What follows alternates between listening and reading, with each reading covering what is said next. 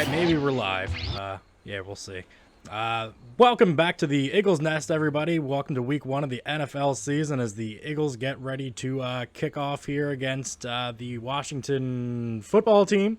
Yeah, that's really great. I can't imagine how many times announcers are going to slip up and keep saying Redskins anyway.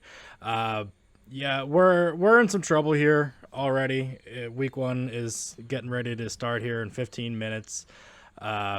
The Eagles are in a lot of injury trouble. We know we have Lane Johnson's out today.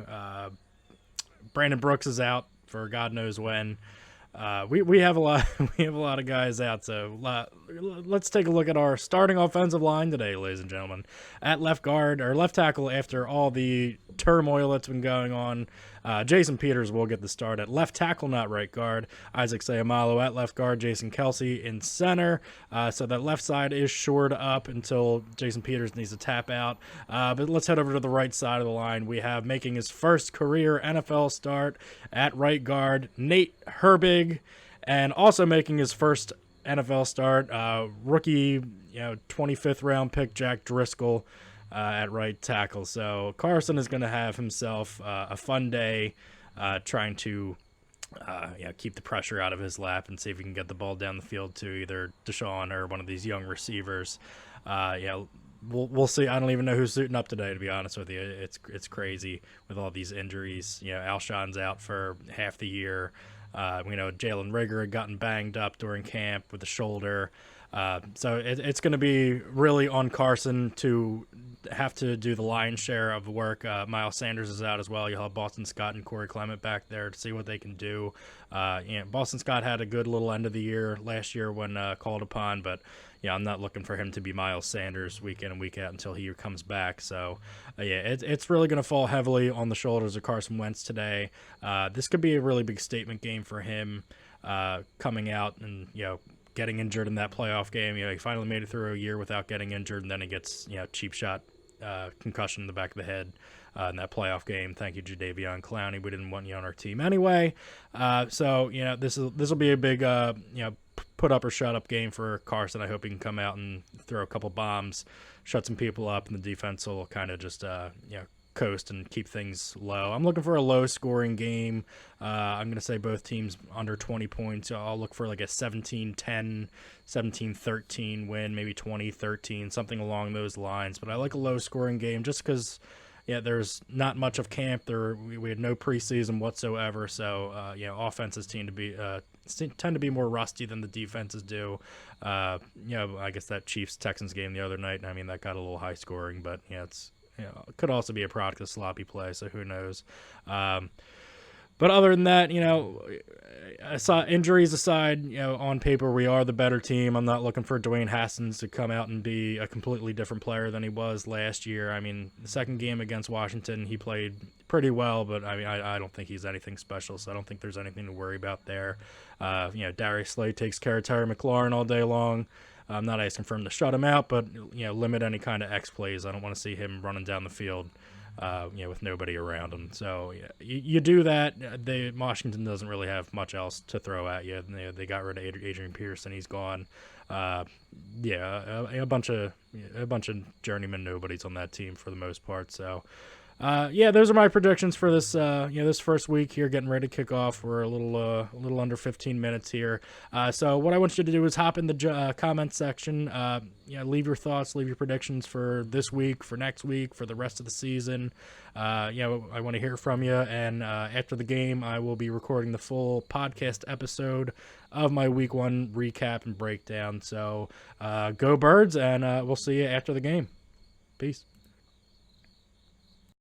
All right, Birds fans, we are here at halftime as your Philadelphia Eagles have a 17-7 lead over the newly named Washington football team down in Maryland on this week 1 of Sunday NFL action. Eagles look to be off to a fantastic start early on, jumping out to a 17-0 lead. A couple touchdown passes to the tight ends, both Ertz and Goddard nabbing touchdown grabs from Carson Wentz. Both of them on nice sustained drives. Eagles seem to be moving the ball very well throughout the the first quarter and most of or at least half of the second quarter. They seem to have lost a little bit of steam there after they did go up after the Goddard touchdown, after a nice pass from Carson Wentz in the end zone. Just really didn't have much of a run game going on, and it was really evident that that's really hurting this offense, as well as a lot of the injuries that you have along the offensive line and that newly formed right side of the offensive line, particularly the draft pick Jack Driscoll and Nate Herbig out there, both making their first starts of their careers. Really not holding up well, allowing four or five sacks. Carson's not having a lot of time back there. Now, whether you want to say he's holding on to the ball or not, it's kind of hard to get rid of the ball a second into a play when you have somebody right in your face because your line can't hold up. But like I said, after they did go up 17-0, Wentz threw that bad pick there towards the end of the second half. Washington with a short field comes down 45 yards and puts it in the end zone to get within 10 points of the score here. But right, like I was saying, after that 17-0, the offense seemed to really sputter. A lot of rookie mistakes. You have Jalen Reagor, especially on that interception, kind of fading out of his route and trying to get back in and losing track of his spatial awareness. I put that more on him than Wentz. He put it in a good spot. Reagor just didn't really play the ball very well. And then you had Hightower over the middle at 1.2, dropped a wide open catch. They wound up, lucking out because they did have a helmet-to-helmet, which gave him a first down. But also Reagor early on, he fumbled the punt right off the bat. So your rookies are, they're coming out. Reagor did make that one nice catch, but then he missed one down the field. Wentz, that last series, he threw a couple bombs downfield, weren't connecting. So if they are going to take those shots downfield, we really need them to be high percentage throws and plays. We do have the speed. We have D-Jack, we have Reagor out there. They should be able to run these balls down and get open. So those kinds of things should be out there, especially with a guy like Ron Darby out there that we know way too much about for our own liking. Let's take a look at the defense. I mean, for all intents and purposes, the defense is playing very well. You can't really fault them on that touchdown with a short field. There's a little confusion in the secondary, blown coverage. You saw them standing on the sideline kind of talking about it. I mean, that's an adjustment that Jim Schwartz will make sure that he gets done. I have more faith in him with his defensive adjustments than I do in Doug, kind of helping out his right side of his offensive line especially, and really helping out Carson. I mean, at this point, he's getting pressure constantly. He needs to be bootlegging out. He needs to be rolling to his left side where there's more protection. He needs to help his offense out. You're not getting much from your run game. You're having half of your line not holding up. So, adjustments need to be made. But as far as the defense goes, I don't see too much more that they need to do other than just, start getting home. You need to start getting Haskins in the ground. Take him down. We need some sacks. The turnovers will come at that point. So, if we can get a takeaway at some point and score off of it, I think that'll be the coffin nail. But offensively, we just need to get back into a better rhythm. Too many mental mistakes from rookies, and the offensive line just flat out needs to play better. Whether you need to start getting extra protection over to that side, whatever you're doing, like I said, bootlegging out. I want to see at least start showing some different things. Start showing some motions with your receivers in the backfield. Show some possibilities, reverses, things like that. If they're, Ryan Kerrigan and those guys on that side of that line are just teeing off. So you need to get them misdirected. You need to get them guessing and keep them moving, or otherwise, they're going to take Carson's head off at some point, and things are going to go sour real fast. So as we are getting ready for the second half, coaches need to make those small adjustments. I don't see this one being a problem. I think we're winning despite ourselves. I don't think Washington is really in this game at all, and we want to keep them that way. Terry McLaurin, he had 3 catches for 43 yards. Haskins, his stats are terrible. Aside from that touchdown, he's looked terrible. They don't have much going on. They had two rush. He had 1 rush, and then Gibson had another 20-yarder. But for the most part, the Eagles are limiting the long plays, the X plays, and I think they're playing stout defensively. So I don't really have any major things that they need to work on other than just get home to that quarterback. That's all. That is going to do it for me for this halftime break.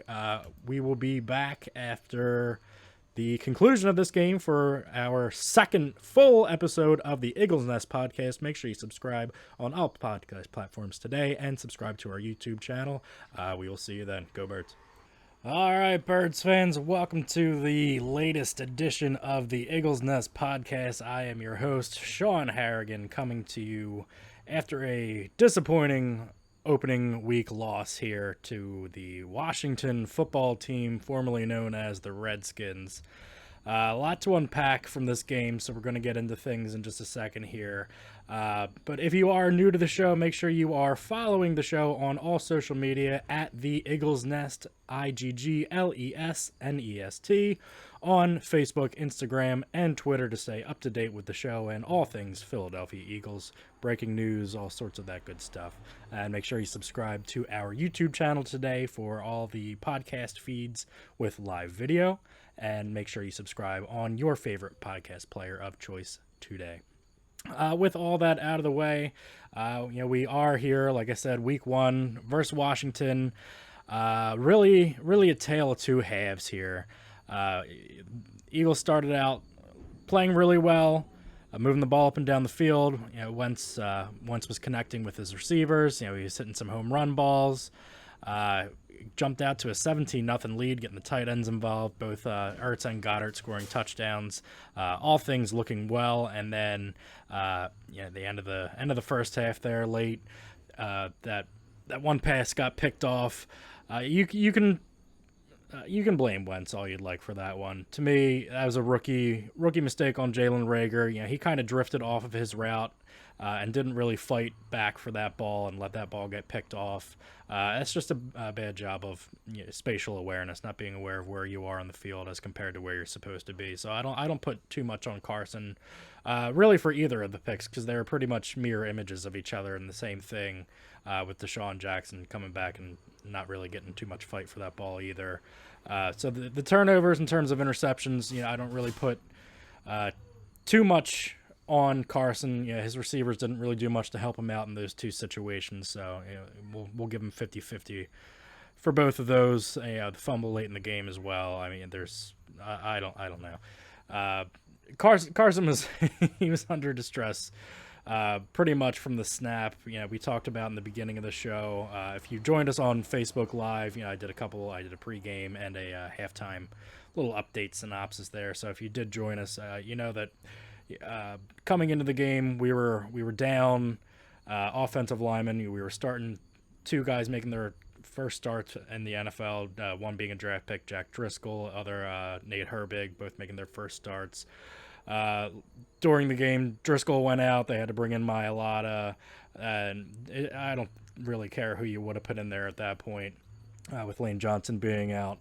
It was porous. That offensive line, the right side of that offensive line, was absolutely porous. I mean, you look at the box score and you can look at all the stats. Carson, 250 plus yards, 2 touchdowns, whatever it is, and Dwayne Haskins not really doing all that much to garner coming back and winning that game.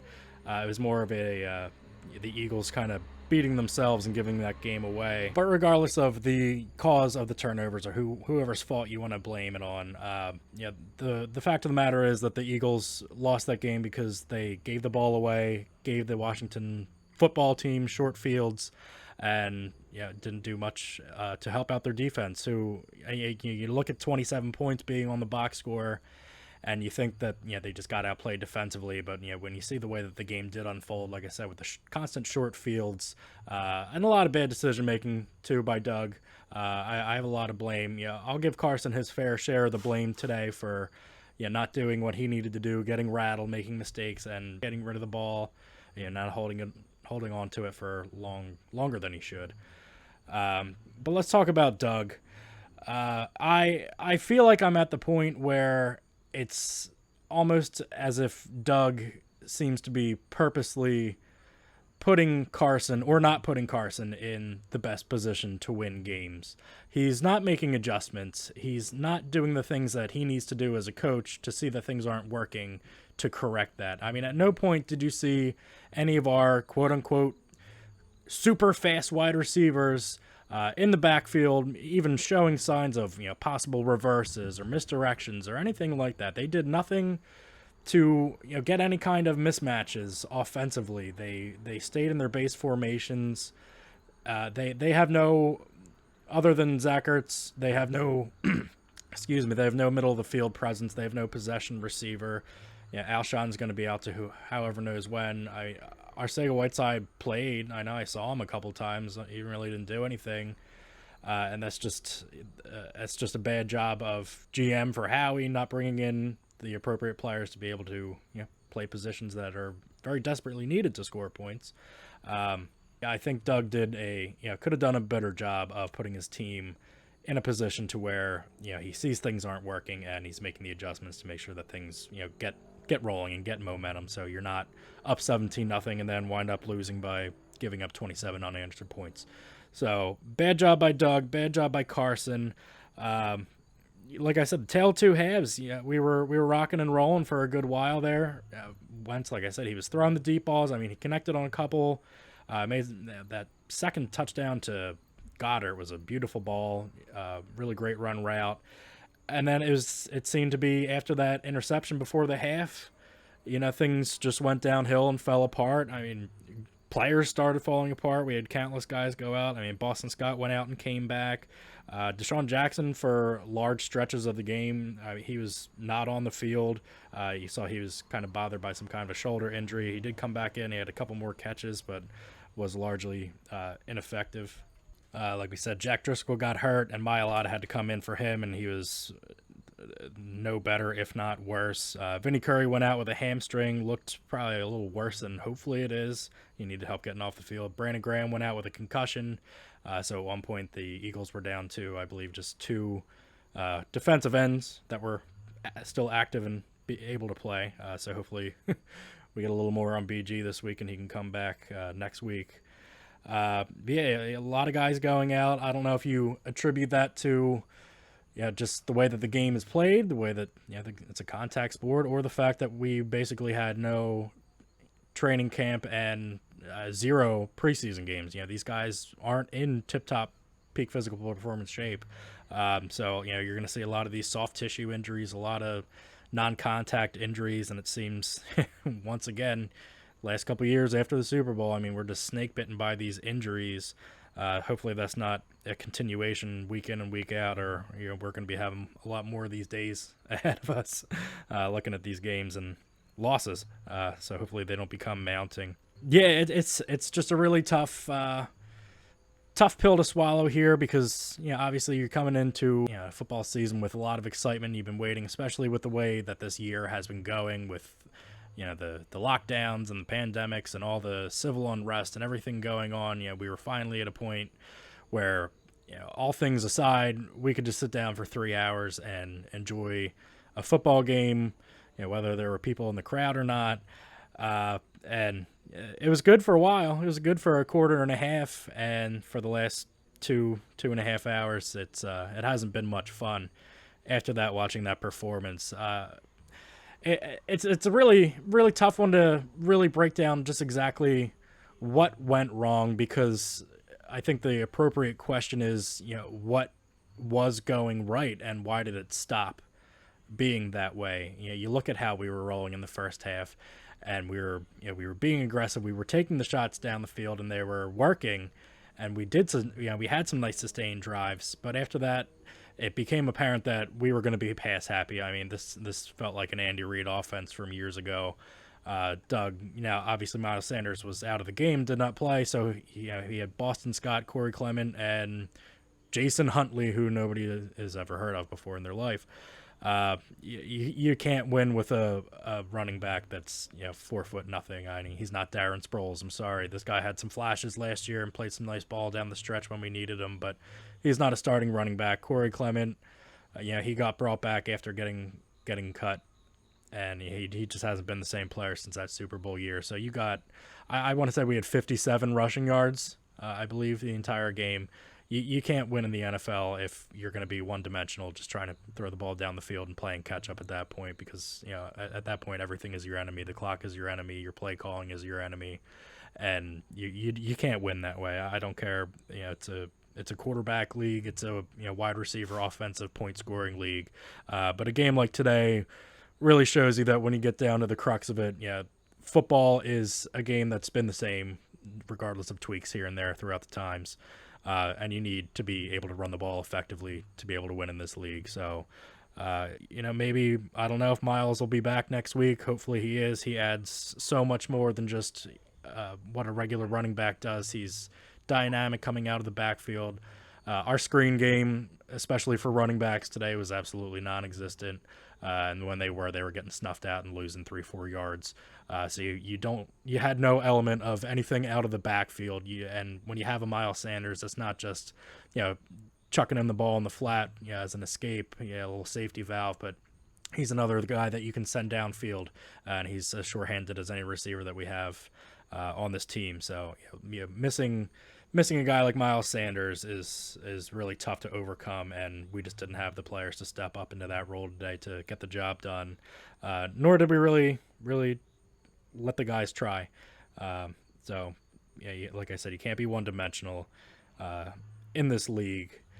Defensively, I mean, I said earlier, you look at the 27 points scored, and you look at the way that the game unfolded, and you see, constantly, Washington's getting the ball around midfield, and they're only having to go 45, 55 yards.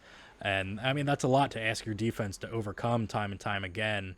I do think that as the game, wore on and they kept getting put in that position, I mean, they were just getting tired. You had Terry McLaurin for the most part in the first half. Didn't have much of any kind of production at all. Darius Lowe was doing a great job blanketing him in the first half. And again, not that he had a breakout game or anything, but you just had their backs that started coming alive, and just little plays that started out small that they wound up blocking well and getting big plays and chunks down the field. And when we're constantly putting our defense in bad positions like that, you're going to keep letting up points. So you feel for the defense today, because that they did all they could, and they were put in bad positions time and again. And that's on Carson. That's on Doug as well. This offense goes through those too, and if to me it seems like they're not on the same page. I don't think they've been on the same page for a couple of years now. Now, whether that means one of them has to move on, who's it going to be?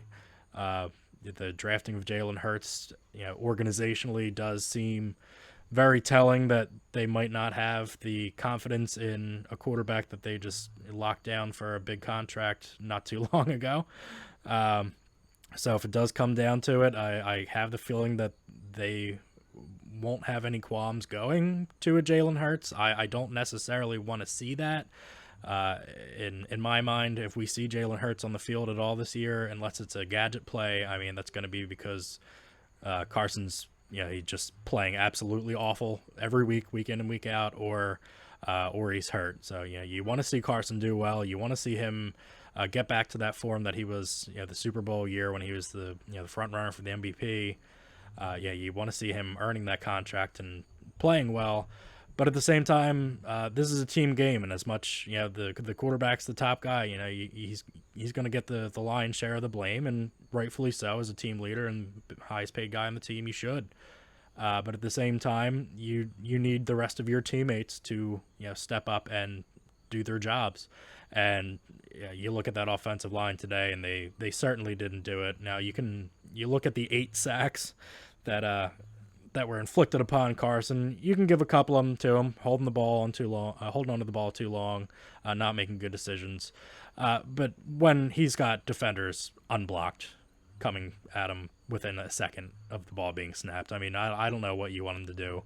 At that point, I'd just rather him snap or spike the ball and just take the penalty. I mean, he's going to get clobbered either way, right? So I don't know. You put Jalen Hurts back there, you put anybody back there, if they have an unblocked rusher right away, they're they're not going to make a play. You can rip a guy up and down for that, but that's just not reasonable. So I don't know how you fix the offensive line problem. It seems like this is going to kind of be a patchwork piecemeal thing until at least Lane comes back and can kind of anchor that end again. But I mean, in terms of Brandon Brooks going back out with another injury, the Achilles, absolutely killer. And again, it goes back to Howie and our drafting. The first episode of this podcast way back during the draft, we drafted a lot of receivers, speedy receivers. I mean, a bunch of them are hurt, and we saw how that panned out today. And then you look at the drafts, that I went over, and just some of the picks that we've had that haven't panned out. And then just at the end of camp, you had guys like Rasul Douglas and Sidney Jones-Cut that you selected in the second and third round pick, and they're getting cut 2-3 years later. I mean, you can't build a team without building it through the draft. You're not going to be able every year to go out and spend $50 million, $60, $70 million on high-priced free agents just to fill these holes that you haven't been able to fill through the draft. So when you have the personnel on our squad, like a Deshaun Jackson, who was largely ineffective today, who's making big money, who's we're stuck in his contract, we're stuck with Alshon. He's going to play half the year, maybe if we're lucky, locked up to big money. You don't have the funds to allocate to bring in other pieces. That it starts in the draft room every year. If you're not hitting on your draft picks, it's gonna hurt you not just that year, but for years to come. And we're seeing the repercussions of Howie's really terrible drafts. In the last 6 years, a buddy of mine, Mike, he sent a text before I started the show. In the last 6 years, our best draft picks, other than Carson, pretty much have been just Lane Johnson, and he wasn't even a Howie pick. I mean, that was a Chip Kelly pick. So you just look at Chip Kelly actually did draft a couple of pretty good guys while he was here, but Howie, other than making the move for trading up to get Carson and one or other two here or there, I mean, you're just not seeing the return for your high priced draft picks. And to top it all off, I mean, you don't want to go out, or Howie doesn't want to go out and either spend money on a Jadeveon Clowney, I mean, which I'm not I don't really care all that much about.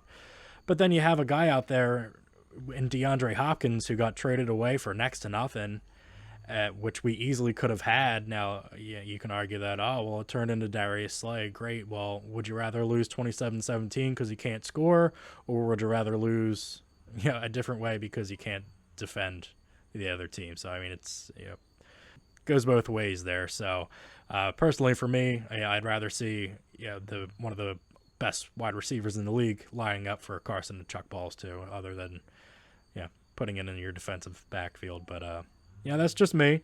You can obviously agree, disagree, let me know your thoughts in the comments section. But it's an organizational failure that we've really been seeing unfold over the last 3 years since the Super Bowl.